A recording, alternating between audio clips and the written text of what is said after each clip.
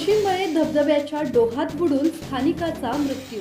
मुसळधार पावसात मृतदेह शोधण्यात बचाव पथकाला यश।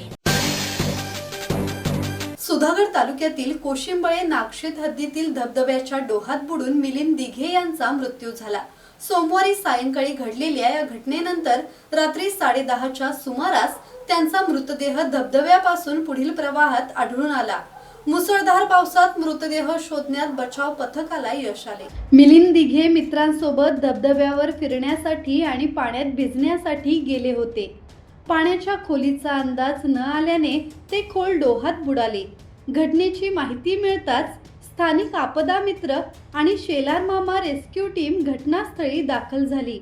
अंधार, मुसळधार पाऊस आणि वाढलेला पाण्याचा वेग यामुळे शोध कार्यात मोठ्या अडचणी निर्माण झाल्या।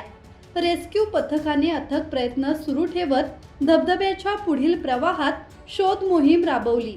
रात्री 10:30च्या सुमारास मिलिंद दिघे यांचा मृतदेह शोधण्यात पथकाला यश आले।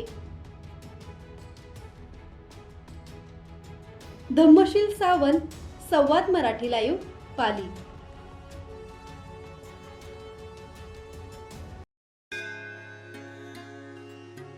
श्री गणपती संस्थान महड, तालुका खालापूर, जिल्हा रायगड।